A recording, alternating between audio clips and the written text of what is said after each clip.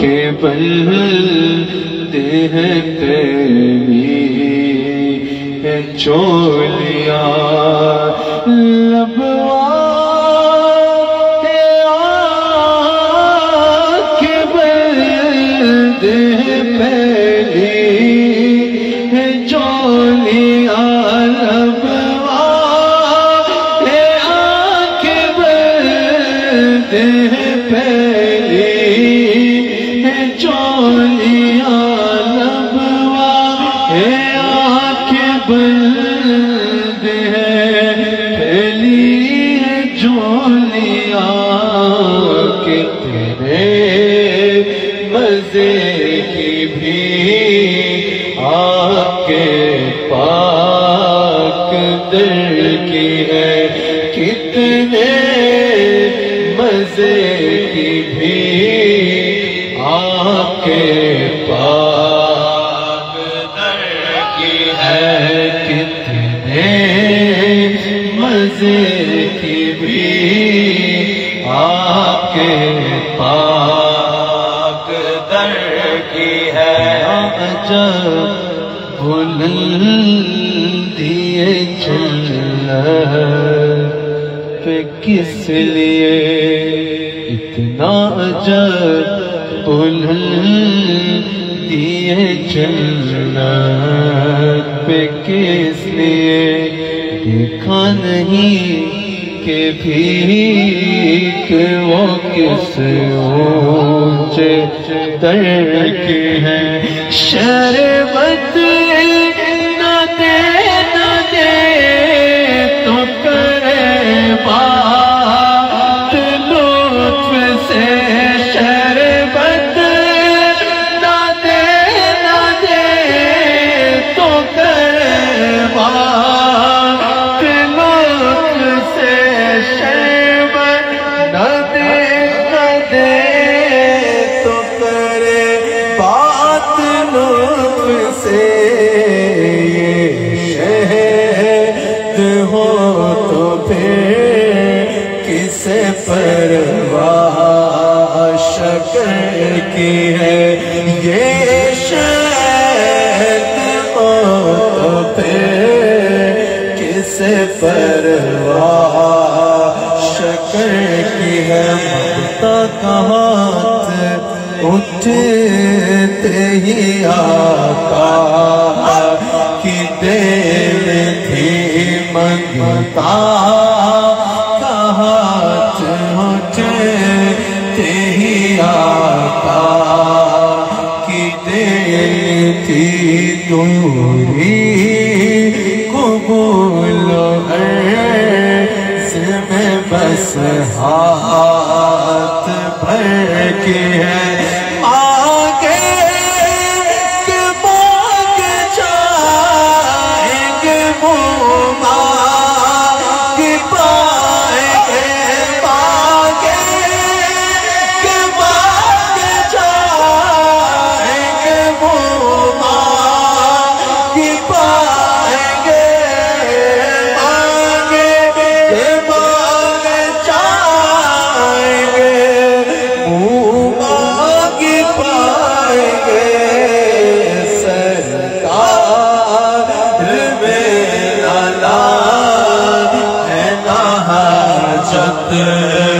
اگر کہ ہے سرکار میرا لا ہے نہ حاجت اگر کی ہے سرکار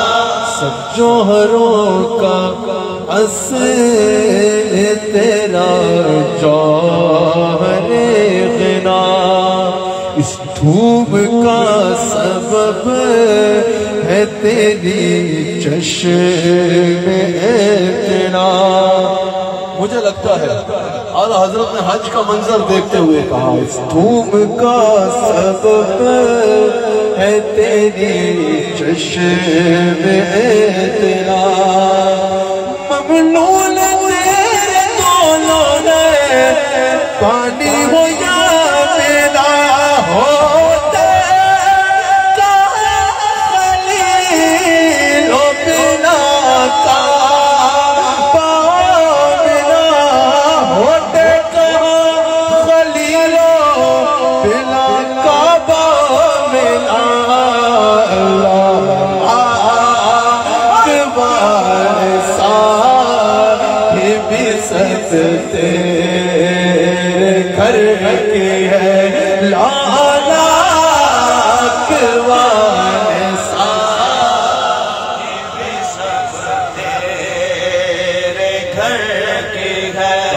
کا نام تک نہ لیا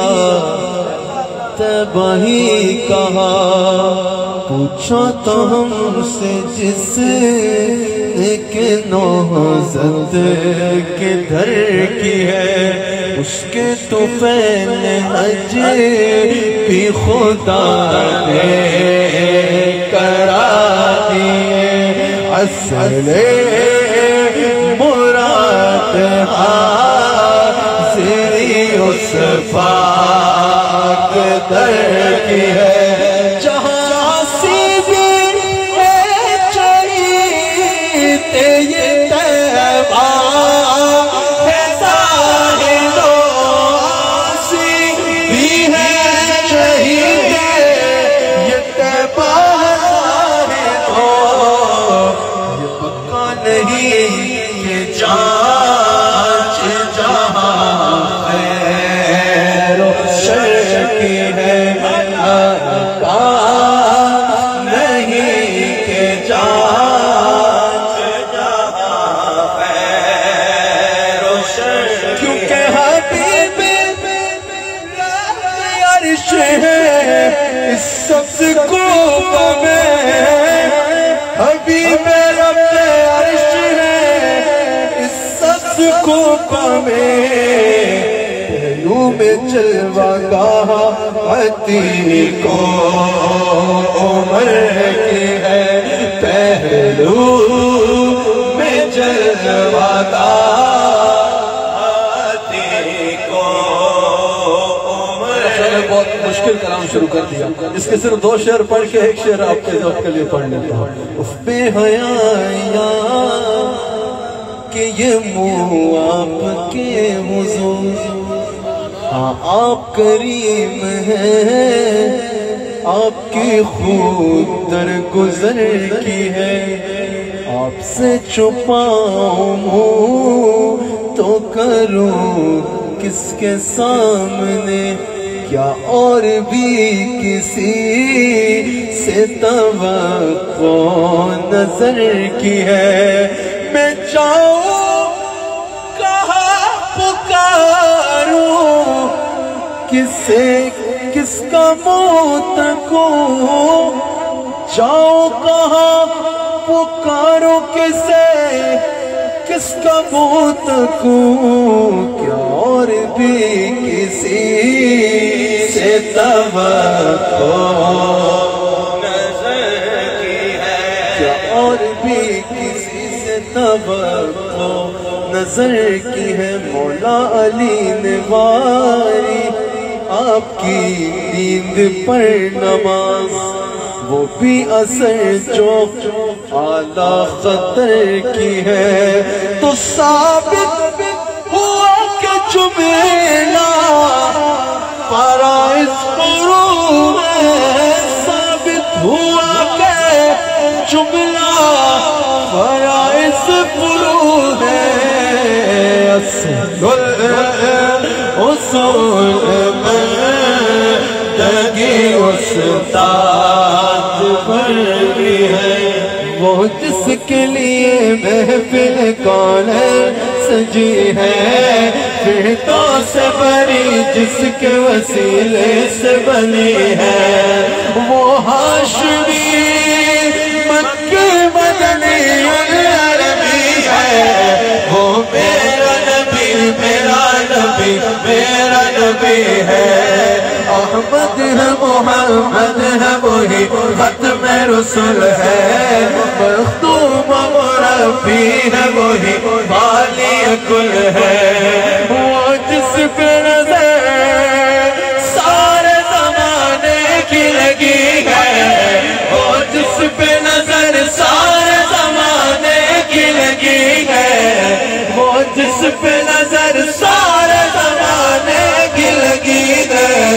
وہ میرا نبی میرا نبی میرا نبی ہے وہ میرا نبی میرا نبی میرا نبی صدارتی کلمات اور دعا سے سب کو نواز الصلاة والسلام علیکہ یا سیدی یا رسول اللہ الصلاة والسلام علیکہ یا سیدی یا حبیب اللہ میں مبارکباد پیش کرتا ہوں جمیرے کے ساتھیوں کو اس خوبصورت ترین محفل میلاد پاک کے انعقاد پر۔ یقینی طور پہ آج کا دن اس علاقے کے لیے، اس سرزمین کے لیے بڑا باعث رحمت اور باعث برکت تھا کہ ادھر سارا دن پھر اسے ہم آغاز سے ہی قرآن کریم پڑھا جا رہا تھا، آپ صلی اللہ علیہ وآلہ وسلم کی نعت پاک پڑھی جا رہی تھی۔ مفتی صاحب نے آقا علیہ السلام کے دربار میں اپنی حاضری لگائی۔ حاضری صاحب سب خوبصورتی کے ساتھ اپنا اپنا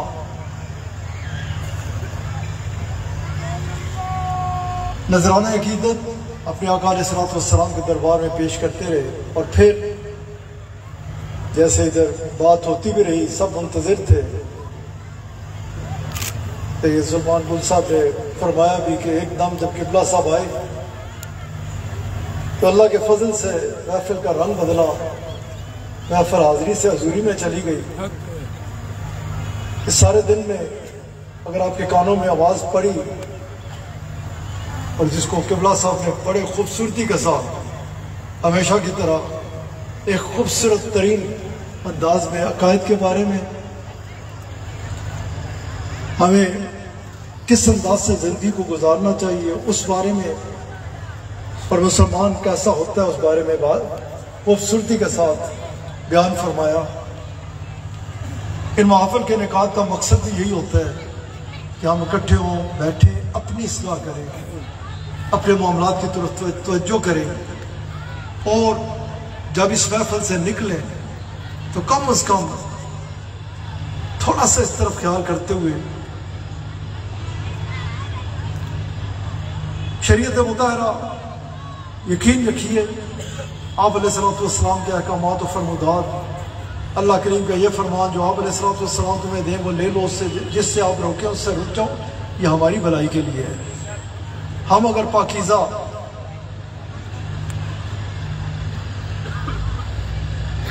خیالات رکھیں گے، پاکیزہ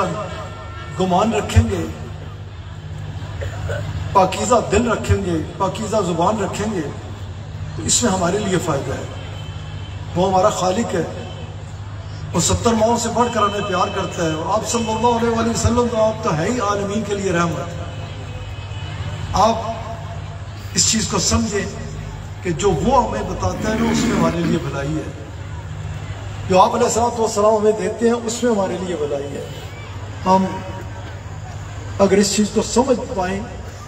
اور ایک ایک چیز سے شروع کریں، اس میں داخل ہونے کی کوشش کریں، حکم تو یہ ہے کہ مکمل طور پہ اسلام میں داخل ہو جاؤ، لیکن کوشش کریں، اس طرف چلنے کی کوشش کریں۔ جب اس میں جائیں گے نا تو جو اس میں لطف ہے، جو اس میں مزہ ہے، جو اس میں اطمینان قلب ہے، وہ کہیں بھی نہیں ہے۔ اس لیے بھرپور کوشش کریں، اور جیسے کہ ہم کمزور لوگ ہیں نا، دنیا کی کوشش ہے۔ ایک غلام نے عرض کی تھی نا، یا رسول اللہ صلی اللہ علیہ وآلہ وسلم مجھے ایک ایک حکم فرمائیے، میں اس پہ عمل کرتا جاؤں گا، میں بہت کمزور ہوں، میرے میں بہت سارے عیب ہیں، کرم فرما دیجئے، احسان فرمائیے، ایک حکم دیجئے، میں اس پہ شروع کروں گا عمل، پھر دوسرا، پھر تیسرا، پھر چوتھا لے کے جاتا جاؤں گا۔ آپ علیہ السلام نے فرمایا کہ جھوٹ بولنا چھوڑ دے۔ وہی شخص گیا، وہی شخص کچھ عرصے بعد اسی دربار پاک میں حاضر ہوا اور عرض کرنے لگا، ہادی اور رہنما ہو تو آپ جیسا، مرشد ہو تو آپ جیسا، آپ نے ایک حکم فرمایا، میں نے آپ سے وعدہ کیا کہ اس پہ پورا عمل کروں گا، میرے سے سارے عیب جاتے رہے۔ ہمیں توجہ دینی چاہیے کہ ہم جن چیزوں کو کچھ سمجھتے ہی نہیں، ہم خیال کرتے ہیں کہ یہ کچھ ہے ہی نہیں۔ دربار رسالت مآب صلی اللہ علیہ وآلہ وسلم میں اگر حاضر ہوں تو ادھر سے پتہ چلتا ہے کہ یہی سب کچھ ہے۔ سچے بنے، کھرے بنے، اور خانقاہی نظام تو لے کے اس طرف جاتا ہے، یہ تو سکھاتا ہی ہے، بتاتا ہی ہے کہ بہت کھرے ہو جاؤ، سچے ہو جاؤ، اپنے آپ کو اس رنگ میں رنگ دو کہ جو اس کا رنگ ہے. اور ایک چیز ذہن میں ہمیں رکھیے گا ہمیشہ، حق حق ہے، باطل باطل ہے، سچائی سچائی ہے، جھوٹ جھوٹ ہے. اس طرف، اور جب تک امت مسلمہ نے اس رستے کو لیا نا، اس طرف چلتا رہا، یہ خانقاہی نظام، اولیاء اللہ کا پیغام. اولیاء اللہ کے تو چہرے ہی مختلف ہوتے ہیں، انہیں تو تعارف کی ضرورت ہی نہیں ہوتی، انہیں تو دیکھنے والا بے اختیار اس کا دل کہتا ہے یہ سچا ہے، یہ حق ہے، ادھر جانا چاہیے، پھر خالی جانا ہی نہیں چاہیے. قبلہ صاحب اکثر فرمایا کرتے ہیں کہ یہ بڑا خوبصورت نظام ہے کہ جب کوئی بندہ کیسے وہ قطرہ گرتا ہے، آگے اپنی بات کرتے ہیں، پیشاب کا قطرہ بھی جب دریا میں جاتا ہے. یقیناً اہل تصوف کے ہاں مثال دی جاتی ہے. یہ تصوف کی مثال اس طرح ہے جیسے ایک ناپاک قطرہ ہوتا ہے، وہ اس قدر ناپاک ہوتا ہے کہ اگر کسی کے لباس پہ لگ جائے اس کو بھی ناپاک کر ڈالتا ہے، اس کو بھی صاف کرنا پڑتا ہے. خود بھی ناپاک ہوتا ہے، جس چیز کے ساتھ لگے اس کو بھی ناپاک کر دیتا ہے. لیکن اگر وہی قطرہ دریا کے حوالے ہو جاتا ہے، دریا اسے پاک کرتا ہے.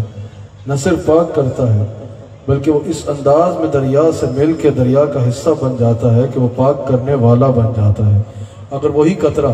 آگے بڑھتا ہے، آگے کوئی وضو کرتا ہے اور وہ اس کے ساتھ شریک ہوتا ہے، وہ نہ صرف پاک ہو چکا ہوگا بلکہ اس کو پاک کرنے کا باعث بن جائے گا. یہ تصوف کا سمجھاتے ہوئے صوفیاء نے کہا کہ اسی طرح اگر کوئی اہل تصوف سے وابستہ ہوتا ہے، اہل تصوف اس کو پاک کرتے ہیں. نہ صرف پاک کرتے ہیں بلکہ منازل طے کراتے کراتے اس کو اس مقام پہ لے جاتے ہیں کہ وہ آگے لوگوں کو پاک کرنے والا بن جاتا ہے. تو یہی پیغام ہوتا ہے. مطلب بیعت کا مقصد سمجھنے کی کوشش. 1 منٹ ہم پڑھیں گے مغرب بھی انشاءاللہ، جیسے ہم نے اثر مغرب پہ اثر وقت نہیں، ایک منٹ وہ جو آپ سی بات کرنی جی اس میں بھی قبلہ صاحب اکثر و بیشتر کہ یہ مرید یہ اس طرف جانا، کیونکہ یہ محفل تھی، اس کو سمجھنے کی ضرورت ہے کہ کس لیے ہاتھ پکڑا جاتا ہے،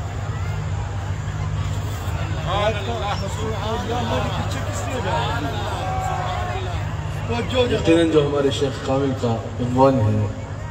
اس سے مراد یہی ہے کہ اہل تصوف سے وابستہ ہونے کا، سلطہ بیعت سے وابستہ ہونے کا مقصد ہی یہ ہے کہ انسان حضور علیہ السلام کی تعلیمات کو اپنا لے. طریق ہے، یہ رستہ ہے حضور علیہ السلام کی جانب. بعض اوقات کنفیوژن کریٹ کی جاتی ہے کہ یہ طریقت کا رستہ اور ہے اور شریعت کا رستہ اور ہے، طریقت کا رستہ اور ہے اور علم کا رستہ اور ہے. یاد رکھیے گا، یہ کہنا یہ بہت بڑی گمراہی ہے. یہ گمراہی پھیلانا ہے کہ طریقت اور ہے اور شریعت اور ہے. شیخ پکڑنے کا مقصد ہی یہ ہوتا ہے کہ وہ انسان کو شریعت پر چلا دے. شیخ پکڑنے کا یہ مقصد نہیں ہوتا کہ شریعت سے چھٹی ہو جائے. شیخ کا مقصد ہی یہ ہے کہ جو شریعت کے رستے پہ نہیں ہے اس کو شریعت کے رستے پہ لائے، اور جو شریعت کے رستے پہ ہے اس کو مزید کامل کر کے خشوع و خضوع کے ساتھ شریعت پہ چلنے والا بنا دے. شیخ کا مقصد ہی ہوتا ہے کہ وہ انسان کو حضور تک پہنچائے، اور حضور علیہ السلام تک پہنچنے کا ایک ذریعہ اور ایک طریقہ ہے، وہ شریعت مطہرہ کی پابندی ہے. یہی ہمارے شیخ حضرت شیخ مجدد الفسانی احمد سرہندی فاروقی رحمۃ اللہ علیہ نے ارشاد فرمایا کہ ہمارے سلسلے میں پیر پکڑنے کا مقصد یہ نہیں ہے کہ پیر پکڑ لو تو پھر کھلی چھٹی، شریعت کا معاملہ پیر جانے اور اللہ جانے. ہمارے سلسلے میں شیخ پکڑنے کا مقصد ہی یہ ہے کہ جہاں شیخ انسان کو حضور کی محبت کے جام پہ لائے وہاں شریعت کا پابند بنا دے. تو یقیناً ہمارے شیخ کامل کا جو زور ہے اور جو ہمیشہ جس بات پہ زور ہوتا ہے وہ یہی ہوتا ہے کہ سلسلہ بیعت کے مقصد کو سمجھا جائے. سلسلہ بیعت صرف چند الفاظ دہرا دینے کا نام نہیں ہے، بلکہ بیعت میں جو وعدے کیے جاتے ہیں ان کو خشوع و خضوع کے ساتھ اپنا کے شریعت مطہرہ کے ذریعے، امن کے ذریعے اور کردار کے ذریعے حضور کے قریب ہونے کا نام. چیزوں کو سمجھنے کے بعد ان پہ عمل بھی کریں، بہت زیادہ ضروری ہے. بہت، کیونکہ خانقاہ نظام کا یہی پیغام تھا. یہ ابھی جس طرح قبلہ صاحب نے رنگ اولیاء اللہ تصوف، یہ رنگ ہی ایک رنگ ہے، اس کا رنگ. اس میں اپنے آپ کو اس طرح غرق کر دیں کہ کوئی کام ایسا نہ ہو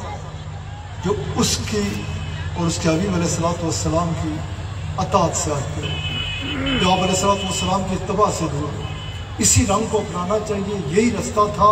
اور یہی رستہ تھا جب اسلام بڑی تیزی سے پھیلا تھا۔ ایک ہستی نے 90 لاکھ لوگوں کو داخل کیا، وہ رستہ دکھا کے، اور اس رستے میں پھیلانے والوں کو خود اس انداز میں اس رنگ میں رنگے ہوئے ہوتے تھے کہ ان کے پاس آنے والا اگر پاتا تھا تو ایک ہی چیز پاتا تھا، شریعت مطہرہ کے احکامات و فرمودات۔ آج جہاں بہت ساری کمزوری ہو گئی ہے نا، جہاں اب کتنے لوگ ہیں، میرے شیخ اکثر فرمایا کرتے کہ میں بیٹھا رہتا ہوں اور گیٹ کی طرف نگاہ ہوتی ہے کہ کوئی آئے میرے پاس اس لیے آئے کہ مجھے اللہ سے اولاد ہے۔ آپ فرماتے ہیں جتنے لوگ آتے ہیں کوئی سن کے کہ ادھر یہ ہے وہ ہے کرامتے ہیں، یہ کوئی اولاد کے لیے، کوئی کاروبار کے لیے، کوئی بیماری کے لیے، اصل بیماری دور کرنے کے لیے کوئی بہت کم لوگ آتے ہیں جو روحانی بیماری ہے، جس سے نکالنے کے لیے یہ خانقاہی نظام ہے۔ جدھر قرب قیامت کے بہت سارے فتنے ہیں، ادھر اللہ تعالیٰ سب پہ کرم فرمائے۔ فقیر کا نہ کبھی طریقہ یہ رہا ہے نہ رہے گا کہ تنقید اصل کام کی طرف بلانے کے لیے بہت، لیکن جگانا فقیر کا کام ہے۔ تسی بھی جان دے بجھ دے، اچھا خاصا پتہ ہے، شکل دیکھو تو اللہ یاد نہیں آئے گا، نماز کا وقت آئے تو وہ کہے کہ بات پڑھی ہے تسی پڑھ لو۔ احکامات و فرمودات جو شریعت مطہرہ کے ہیں، جس پہ چلے بغیر کسی صورت بھی بندہ آگے بڑھ نہیں سکتا، وہ ہونا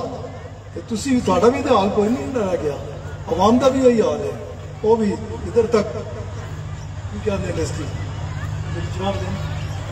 کڑے ادھر پورے مشکل نال پتہ نہیں وضو کس طرح کرتے ہوں گے، اور وہ بیٹھا ہوا سوٹے مار رہے ہیں، اپنے حال کا پتہ نہیں، وہ تھوڑا حال کس طرح ٹھیک کرے گا؟ وہ آپ کو اپنے حال میں لے جائے گا۔ آپ کو حال ایک ہی چاہیے، اور وہ اللہ والا حال ہے کہ آپ اس کے پاس بیٹھے تو موت یاد آئے، آپ اس کے پاس بیٹھے تو فکر آخرت ملے، آپ کو اس کے قرب میں اگر یاد ہو تو ایک ہی چیز یاد ہو کہ یہ کچھ نہیں ہے، آگے سب کچھ ہے۔ اس لیے آپ لوگ بھی اپنے معاملات کو ٹھیک کریں اور اللہ سے دعا کریں۔ اس نظام میں کوئی خرابی نہیں ہے، پاڑے دے بھی کوئی لاگ جاتا ڈاکٹر، وہ جعلی ڈاکٹر ہے تو جعلی ہے، یا کسی بھی فیلڈ میں، اس فیلڈ میں ایک ہی شناخت ہے،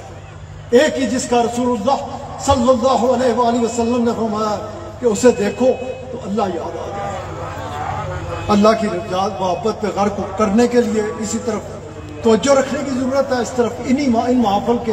انعقاد کا مقصد بھی یہی ہوتا ہے۔ میں پھر ایک بار جویرا کے تمام دوستوں کو اس خوبصورت ترین محفل میلاد پاک کے انعقاد پر مبارکباد بھی پیش کرتا ہوں۔ بڑا مزہ آیا، بڑا لطف، آپ کو پتہ نہیں وہ آگے کتنے نمبر ملے ہوں گے، کیونکہ یہ اجتماع نہ کوئی ووٹوں کے لیے اکٹھا ہوا تھا، آج ہمارا حال خراب ہو گیا ہے، بلایا جاتا ہے رسول